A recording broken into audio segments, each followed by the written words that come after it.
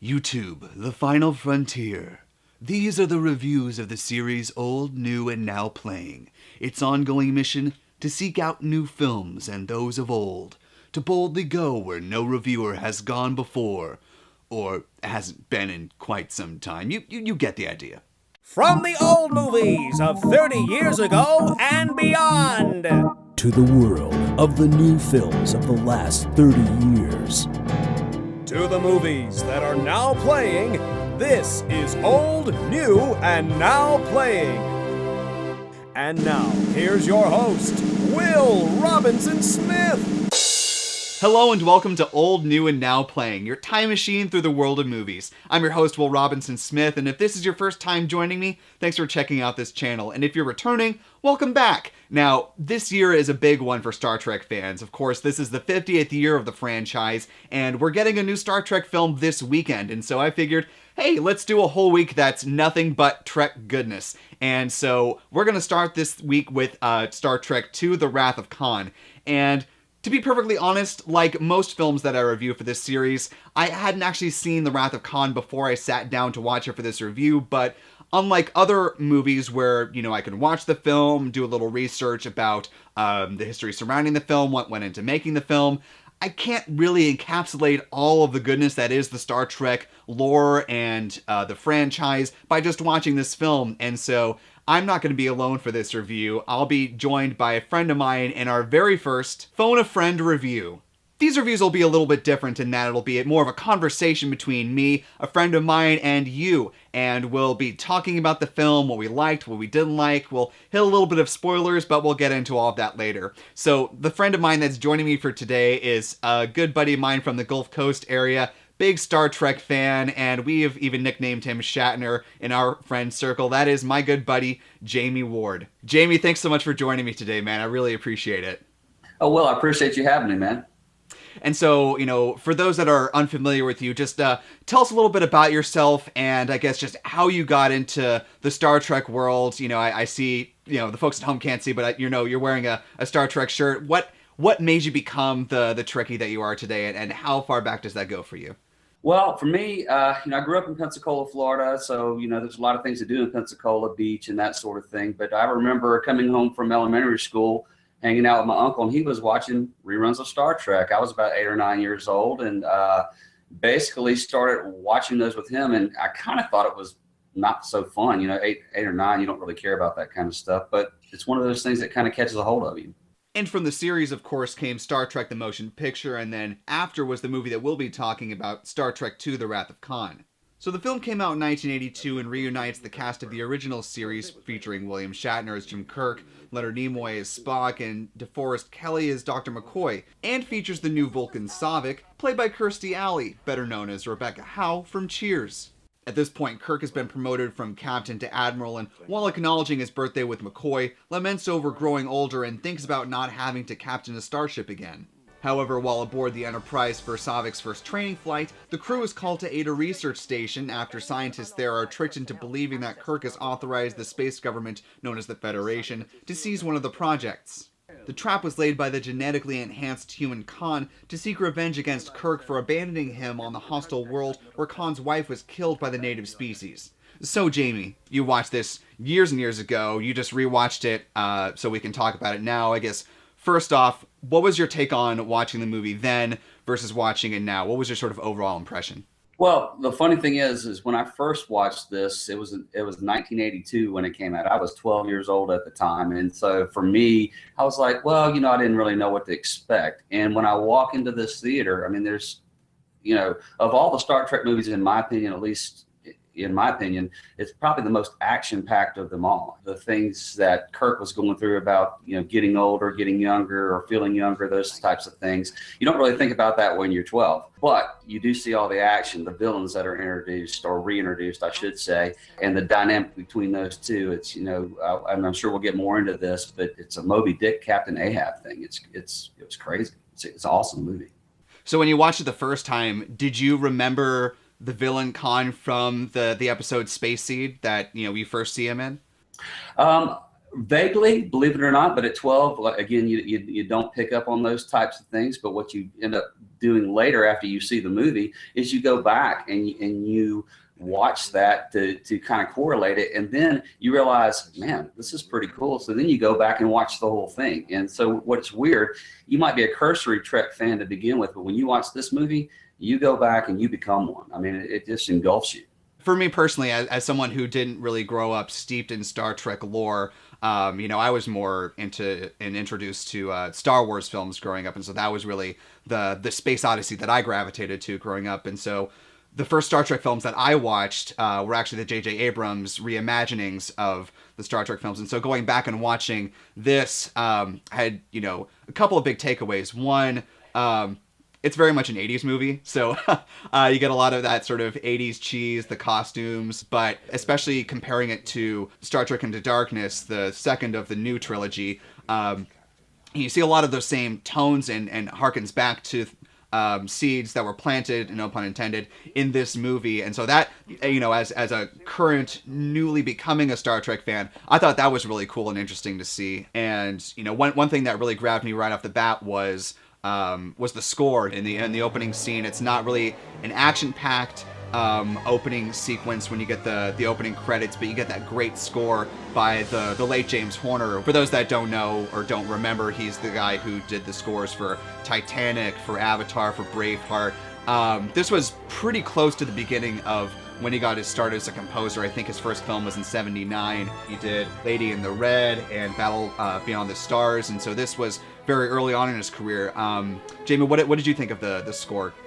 Oh, I thought it was great. It was a nice build up to what's going on. So when you go in there, and especially again when I was a kid, you know nothing about what's going on with this, but the music kind of grabs you and it's building and building as you go. I mean, yeah, you really don't know what a great composer that James Horner ended up being, and like you said, the films that you mentioned. As you're able to watch those now, you can kind of correlate it back and understand, how awesome he really was with that. Breaking down as far as like specific performances, watching, let's start with William Shatner, I guess, to start with. How well do you think his performance still holds up as far as the way you remembered it and then seeing it again? I mean, obviously when a lot of people just either peripherally or consciously think of this movie, they, immediately go to that one moment sort of in the middle of the film, the gone moment. But I mean, the performance is obviously more than that. But what was your impression of William Shatner in this movie compared, especially to some of the other films and the TV show?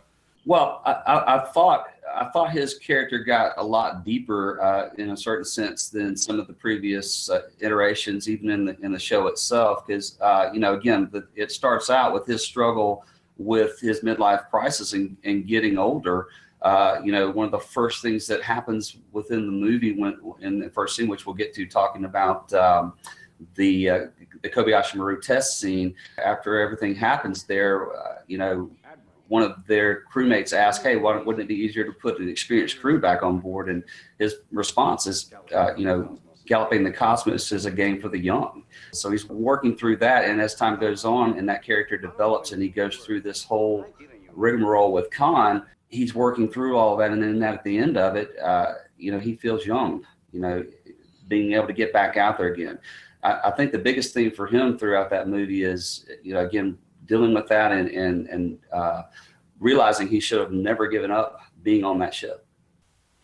And you touched on it a little bit, but, I think now is a good time to really delve into the villain, which is Khan. And, for me, watching this for the first time, Khan in this iteration, not Benedict Cumberbatch's Khan, which obviously was in the newer film, but, he's hailed by a lot of film fans and certainly a lot of Star Trek fans that are fans of film in general as, one of the best, movie villains that we've seen certainly in a long time. And I think part of what makes him such a good villain, at least the way I see it, and, in interviews that the actor Ricardo Montalban has given, since then, is that what makes a good villain is the fact that he doesn't see himself as the villain.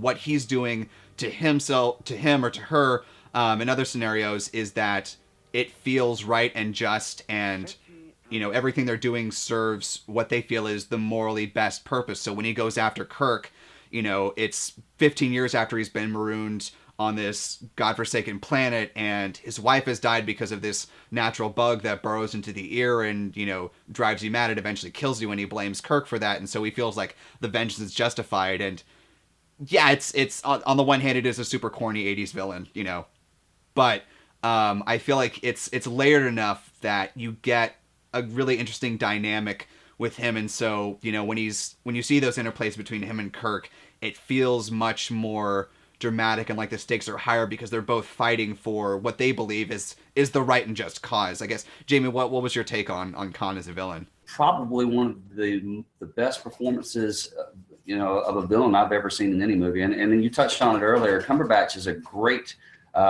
player of the Khan in the reboot. And I think, honestly, he rivaled what Montalban did in that reboot. But you're right.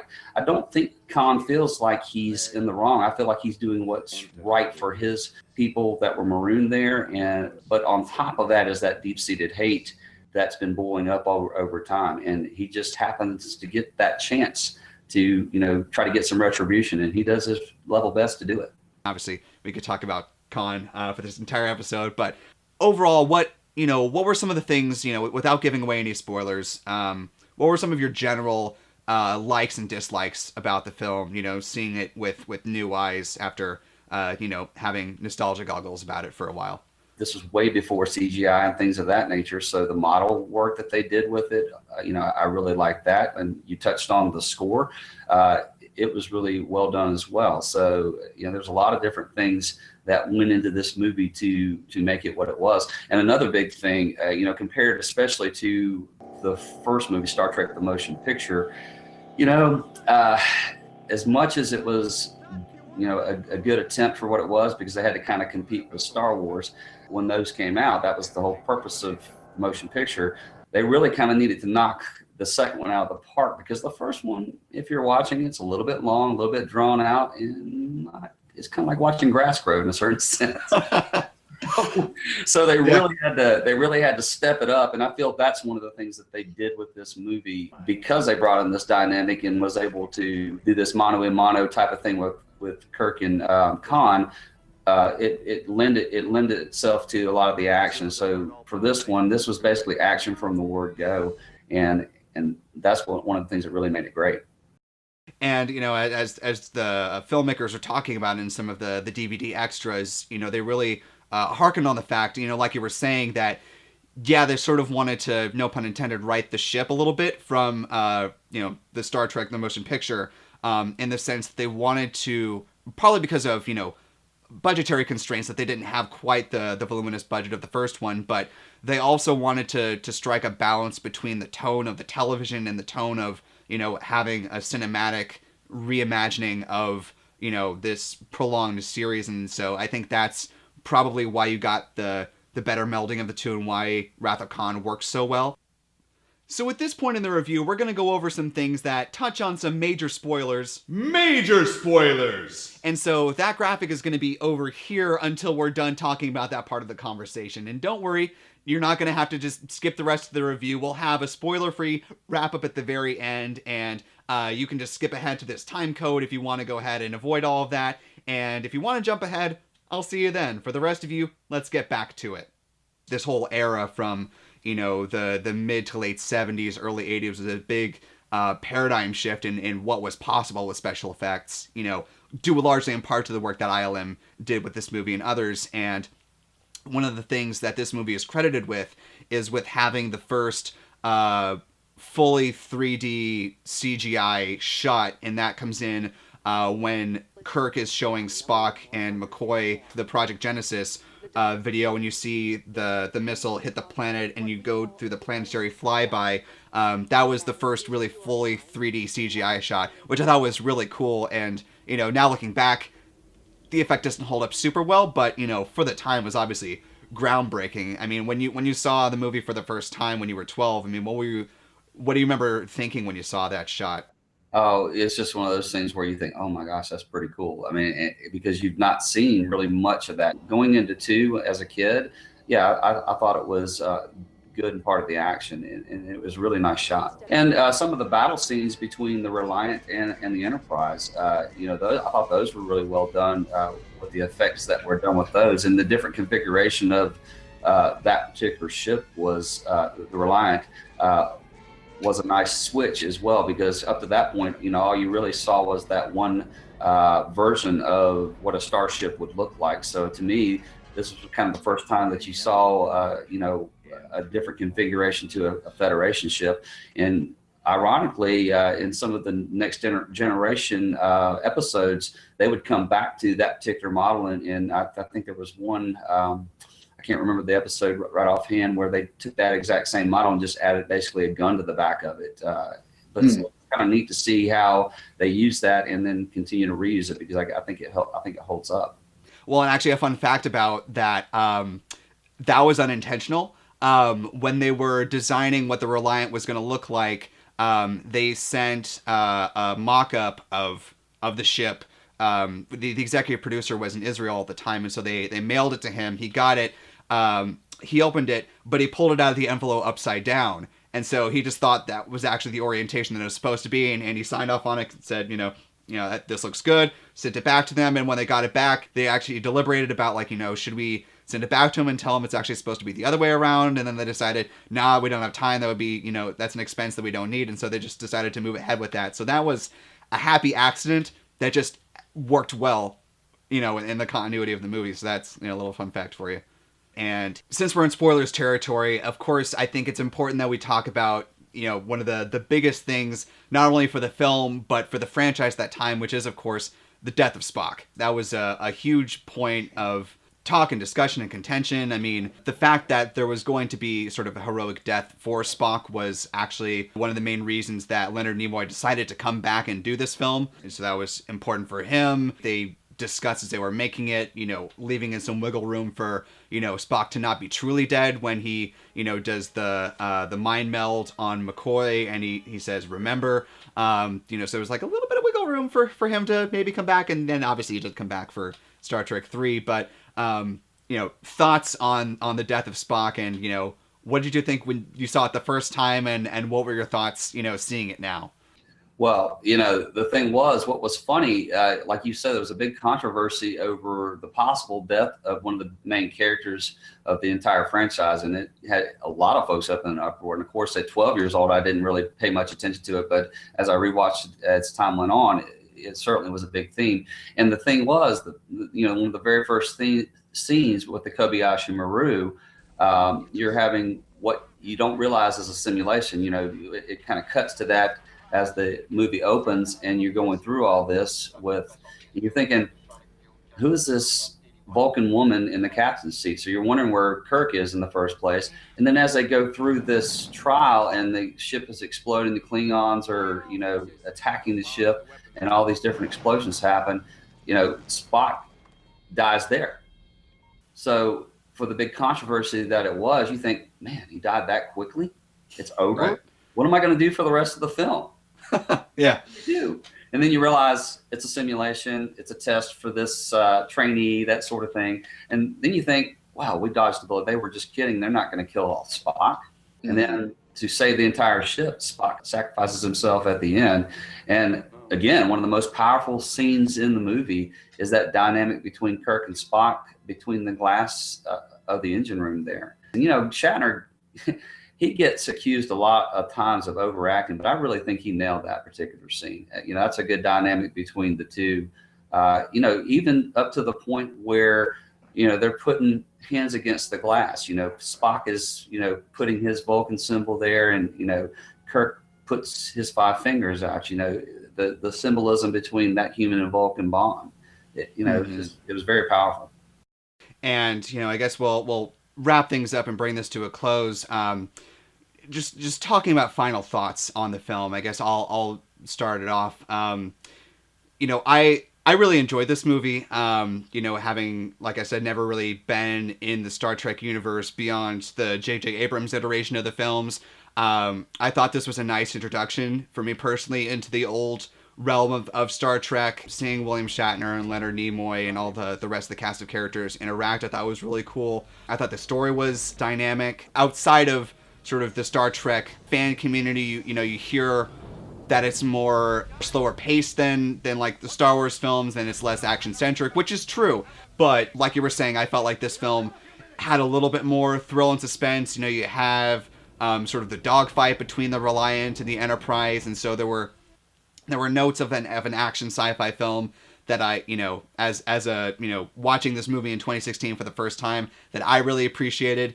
Yes, there were some corny things in it, but I felt like that added sort of to the overall charm of watching this movie. So I found myself having a good time with it, and I would certainly recommend anyone pick it up if they have the opportunity to. Jamie, what are your final thoughts? Well, yeah, I would agree with that. Throughout the time, there was a lot of action that went with this movie. And again, I think that was their first foray into trying to kind of right the ship, so to speak, from the first one. So you got a lot of action-packed sequences in it. You got a lot of character development between the three main characters and the other characters as time goes on, and it started to really develop that relationship between the three.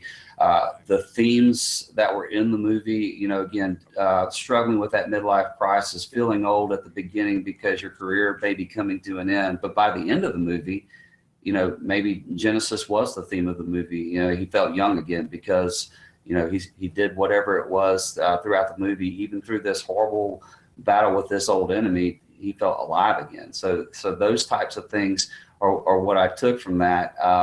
Again, the action was really good. And a lot of people will say it's probably the most dynamic and action-packed of all the old series movies. I think maybe 6 came kind of close. There was some more dynamics in that with the things that went on with that. But I don't think any of them really measured up to what 2 was able to do.